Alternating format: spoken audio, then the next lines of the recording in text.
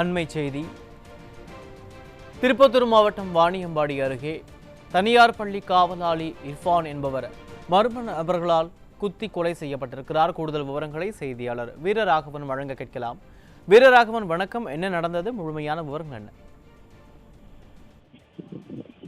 நிச்சயமாக அருண், வாணியம்பாடியில் பட்டப்பகலில் தனியார் பள்ளி காவலாளியை மர்ம நபர்களால் குத்தி கொலை செய்யப்பட்ட சம்பவம் அப்பகுதி மக்களிடையே பெரும் அதிர்ச்சியையும் சோகத்தையும் ஏற்படுத்தியுள்ளது.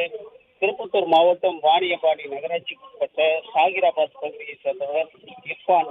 இவருக்கு திருமணமாகி 2 குழந்தைகள் உள்ள நிலையில் இவர் இக்பால் சாலையில் உள்ள ஒரு தனியார் மெட்ரிக் பள்ளியில் காவலாளியாக பணிபுரிந்து வந்துள்ளார். இந்த நிலையில் தொடர்ந்து இன்று காலை பணிக்காக அவருடைய மிதிவண்டியில் 7 மணிக்கு வீட்டிலிருந்து புறப்பட்டு பள்ளிக்கு பணிக்காக சென்று கொண்டிருந்த போது பள்ளிக்கு செல்லும் முன்பே அவரை இருசக்கர வாகனத்தில் பின்தொடர்ந்து வந்த மர்ம நபர்கள் அவரை வழிமறித்து கத்தியால் சரமாரியாக வெட்டி சாய்த்துள்ளனர். இதில் நிலைக்குழுந்து ரத்த வெள்ளத்தில் துடிதுடித்து சம்பவ இடத்திலேயே உயிரிழந்த இர்ஃபானை அங்கிருந்த பொதுமக்கள் மீட்டு வாணியம்பாடி நகர காவல்துறையினருக்கு தகவல் அளித்துள்ளனர். தகவலின் பேரில் விரைந்து வந்த காவல்துறையினர் சடலத்தை மீட்டு பிரேத பரிசோதனைக்காக வாணியம்பாடி அரசு மருத்துவமனையில் வைக்கப்பட்டு விசாரணை மேற்கொண்டு வரும் நிலையில் சம்பவ இடத்திற்கு மாவட்ட காவல் கண்காணிப்பாளர் ஸ்ரேயகுப்தா நேரில் வந்து விசாரணை மேற்கொண்டு வருகின்றனர். குறிப்பாக அங்குள்ள சிசிடிவி காட்சிகளை ஆய்வு செய்து வருகின்றனர்.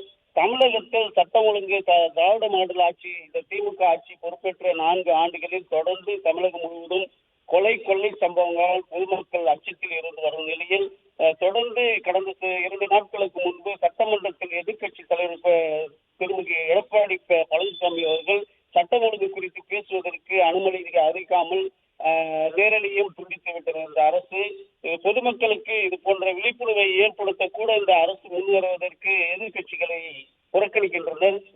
குறிப்பாக தமிழகத்தில் சட்டம் ஒழுங்கால் பாதிக்கப்பட்டு பொதுமக்கள் அச்சமடைந்து வரும் நிலையில் வரும் சட்டமன்ற தேர்தலில் திமுக அரசுக்கு மக்கள் பதிலடி கொடுப்பார்கள் என்று சமூக ஆர்வலரும் பொதுமக்களும் குற்றம் சாட்டுகின்றனர். மேலும் இந்த சம்பவத்தில் தொடர்புடைய குற்றவாளிகளை கண்டறிந்து குறிப்பாக இந்த இஸ்லாமிய பகுதியில் நடந்துள்ள இந்த கொலைக்கு சட்டம் ஒழுங்கு நிலைநாட்ட வேண்டும், இல்லையெனில் போராட்டத்தை கையில் எடுக்க வேண்டிய சூழ்நிலை இருக்கும் என்று இஸ்லாமிய மக்களும் கொதித்தெழுந்து வருகின்றனர். விரிவான விவரங்களுக்கு நன்றி வீரராகவன்.